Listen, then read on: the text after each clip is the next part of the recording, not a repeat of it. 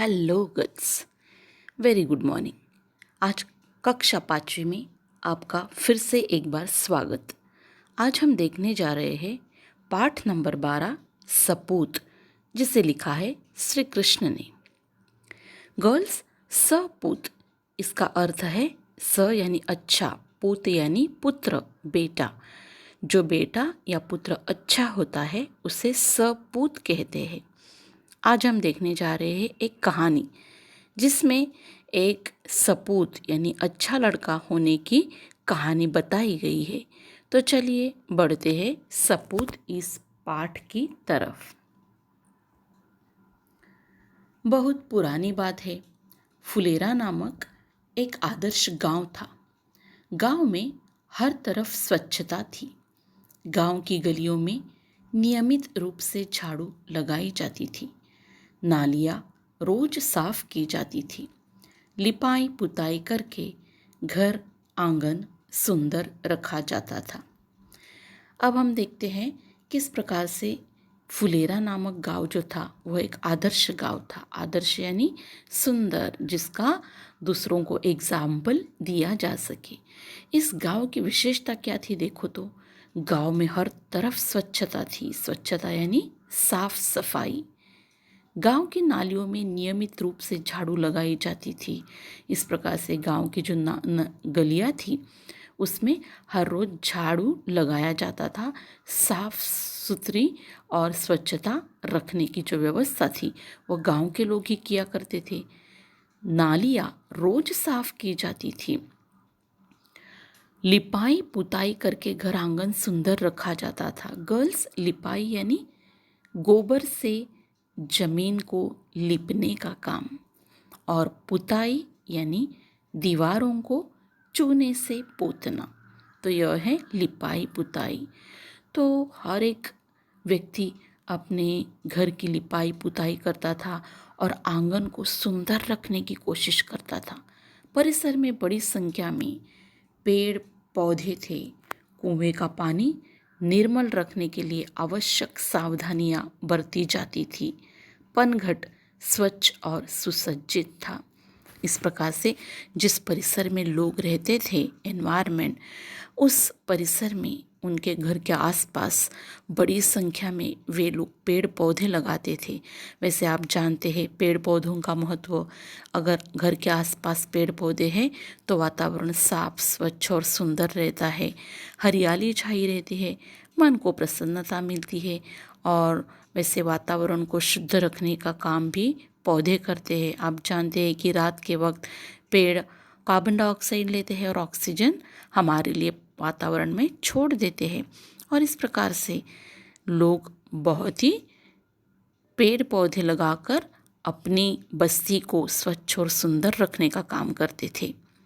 कुएं का पानी निर्मल रखने के लिए, कुआं यानी कि पानी पीने के लिए जो वेल होती है, उसे निर्मल रखना, निर्मल रखना यानी साफ सुथरा रखना, स्वच्छ रखना, उसके लिए आवश्यक सावधानियां बरती जाती थी। पनघट स्वच्छ और सुसज्जित था। पनघट यानी कुएं के आस पास का स्थान। एक दिन पनघट पर 3 स्त्रियां पानी भर रही थी। वे अपने अपने लाडले के गुणों का बखान कर रही थी। एक बोली, बहन, मेरा सपूत बड़ा विद्वान है। जब से शहर से पढ़कर आया है, चारों ओर उसकी धूम है। इस प्रकार से उस पनघट पर पानी भरने के लिए 3 स्त्रियां आती है और वह तीनों स्त्रियां आपस में बातचीत करने लगती है और अपने अपने बेटों के बखान यानी कि गुणगान करने लगती है। एक स्त्री उसमें से क्या कहती है, दोनों स्त्रियों से बताती है, बहन, मेरा सपूत बड़ा विद्वान है, यानी कि मेरा लाडला जो है, मेरा पुत्र, सपूत यानी अच्छा वाला पुत्र, बड़ा विद्वान है। विद्वान यानी जो बहुत ही बुद्धिमान होता है। तो उसने क्या कहा कि मेरा लड़का बहुत बुद्धिमान है। जब से शहर से पढ़कर आया है, चारों ओर उसकी धूम मची है, यानी कि उसका नाम सब जगह फैला हुआ है। बड़े बड़े ग्रंथ पढ़ लेता है। वो बहुत बुद्धिमान है ना, इसलिए बड़े बड़े ग्रंथ पढ़ लेता है। ग्रंथ यानी पुस्तक। आकाश के तारों को देखकर उनके नाम बता देता है।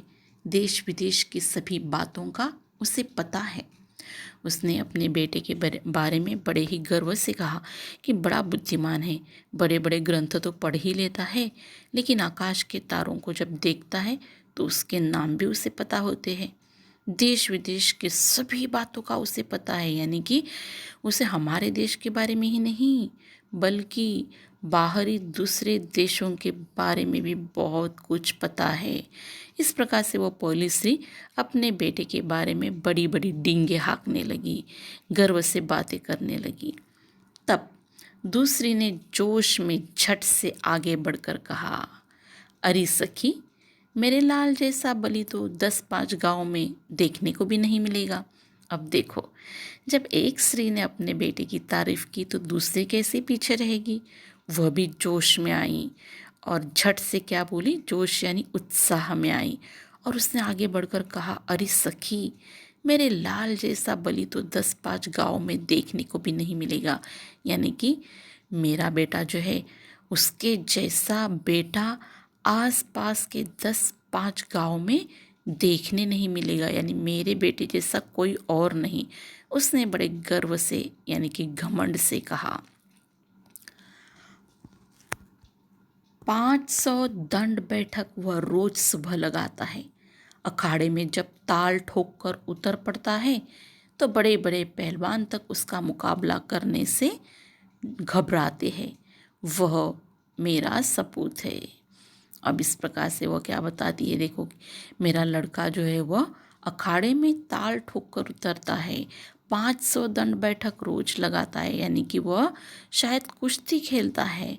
इस प्रकार दंड बैठक लगाना यानी कि एक प्रकार का व्यायाम है वो, और ताल ठोकना यानी कुश्ती के लिए ललकारना। जब वह ताल ठोक कर उतरता है तो आगे वाले जो बड़े बड़े पहलवान होते हैं वह उससे मुकाबला करने से डरते हैं। यानी कि मेरा बेटा सबसे बड़ा होशियार है। वह कुश्ती में सबको पछाड़ देता है, हराता है। और पता है वह कौन है? वह मेरा सपूत है। अब दूसरे वाली स्त्री ने भी अपने पुत्र के बारे में बड़े ही घमंड से बात की। अब तीसरी स्त्री की बारी थी, पर वह चुप रही। इस पर दोनों ने कहा, बहन, तुम चुप क्यों हो? लगता है तुम्हारा लड़का कपूत निकला। अब देखो तो दोनों स्त्रियों ने उसे चिढ़ाते हुए क्या कहा है कि तुम चुप हो इसलिए हमें यह लगता है कि शायद तुम्हारा बेटा कपूत निकला। कपूत यानी बुरा पुत्र, जिसने परिवार का नाम बदनाम किया है, दाग लगाया है, उसे कपूत कहते हैं।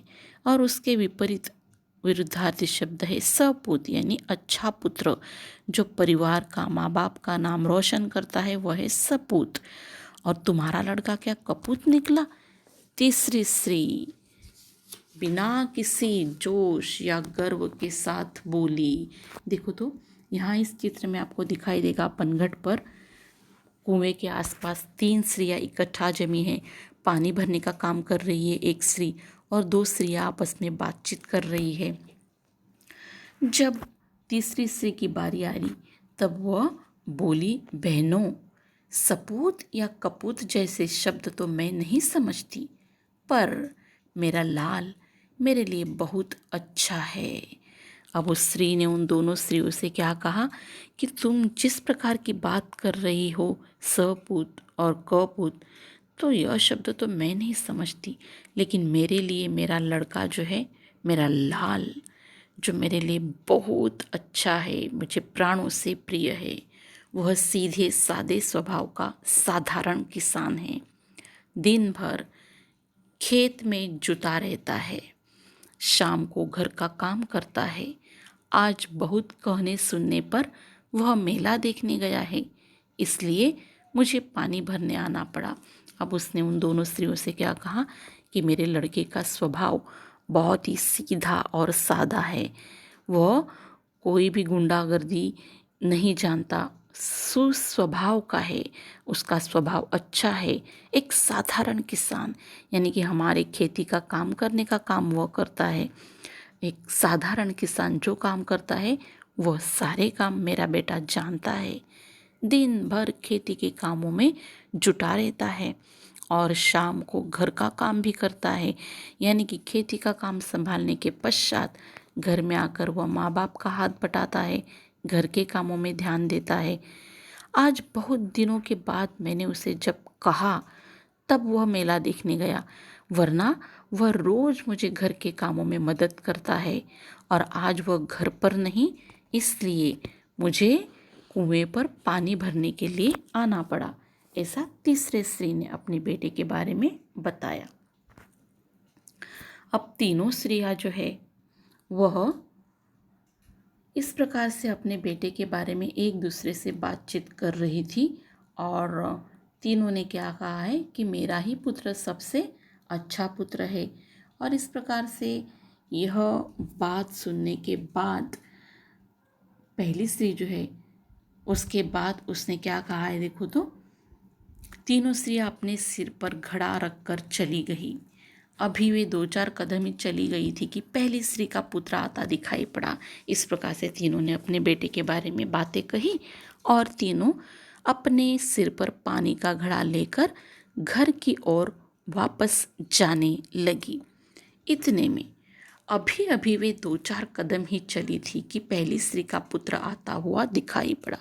जैसे ही कुएं से घर की ओर जाने के लिए निकली तो पहली स्त्री जिसने कहा था कि मेरा बेटा बड़ा ही विद्वान है, वो आसपास के गांव में व्याख्यान भी देता है, लेक्चर भाषण देता है, वह बड़ा ही अच्छा पुत्र है, आकाश के तारों को देखकर उसके नाम भी बताता है।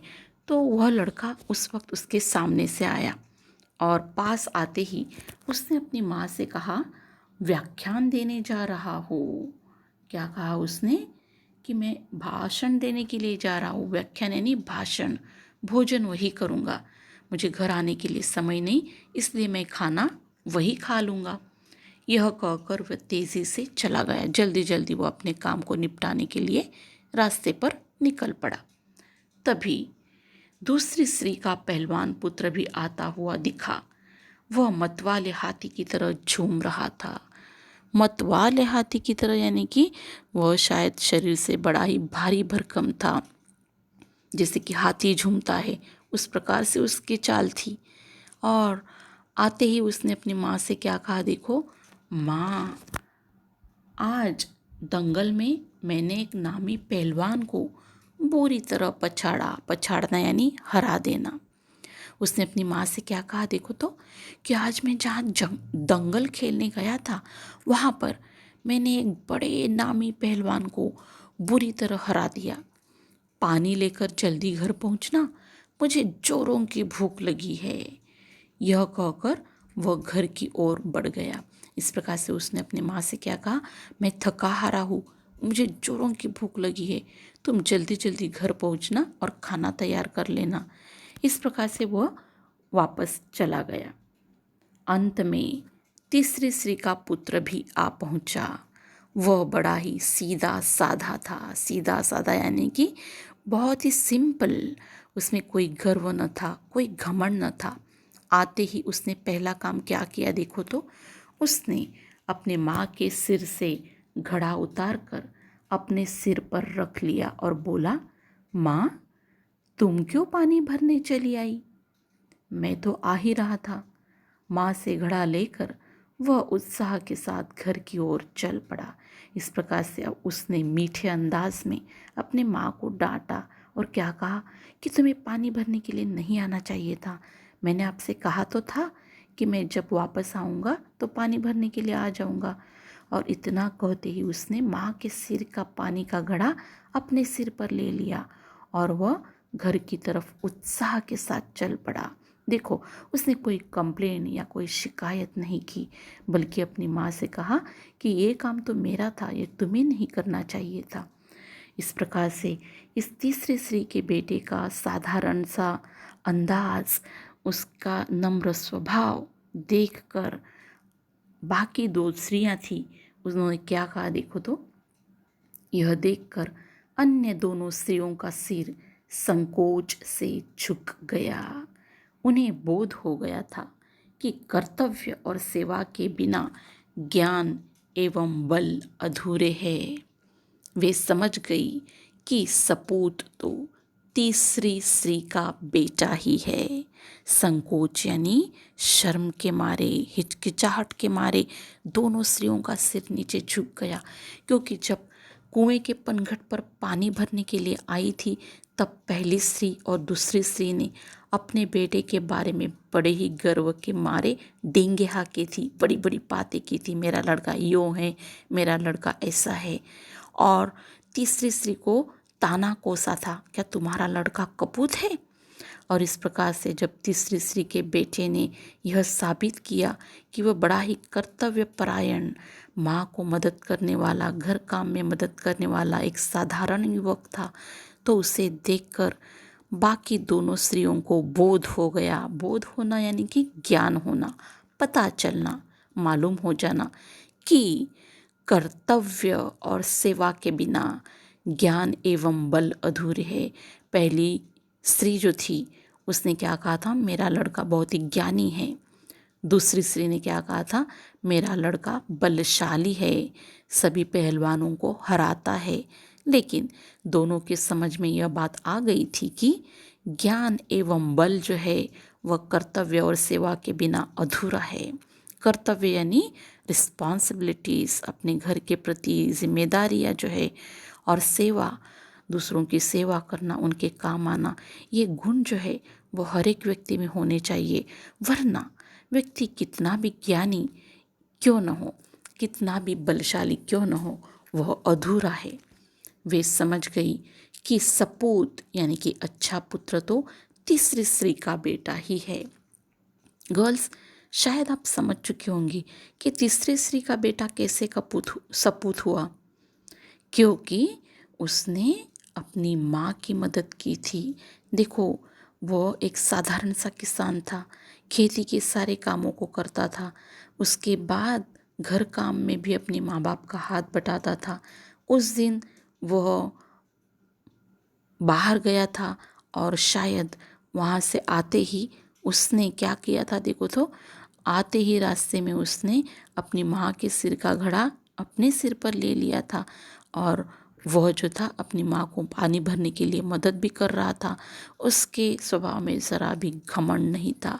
और इस प्रकार से जो लड़का अपनी माँ बाप की आज्ञा में रहता है, उनकी बातों का पालन करता है, उस पर अच्छे संस्कार होते हैं, तो वह लड़का सपूत कहलाता है। लड़कियों के लिए भी यह बात उसी प्रकार से लागू होती है कि आप अपने माँ बाप की अच्छी और लाडली बेटी होनी चाहिए, क्योंकि सुपुत्री, लड़के को सपूत कहा जाएगा और लड़की को सुपुत्री कहा जाएगा। अगर आप अपनी माँ बाप की बातों का आदर करते हैं, रिस्पेक्ट करते हैं, उनकी बातों का पालन करते हैं और अच्छी तरह से व्यवहार करते हैं, पढ़ते हैं, लिखते हैं, सबके साथ समान सेवाभावी वृत्ति से पेश आते हैं, तो आप भी एक सुपुत्री कहलाएगी। इस प्रकार से मुझे लगता है आप सपूत इस शब्द का अर्थ समझ चुके हैं। आप भी अपने माँ बाप की लाडली सुपुत्रियाँ बन सकती है ना। तो जो लड़कियाँ अपने माँ बाप के घर के कामों में थोड़ा भी हाथ पार नहीं बटाते, मुझे लगता है कि आप भी इसे धीरे धीरे समझ जाओगे और अपनी माँ बाप के कामों को या बांट लेना या अपने घर के कामों को करना। जैसे छोटे मोटे काम होते हैं, झाड़ू लगाना या फिर बर्तन मांजना,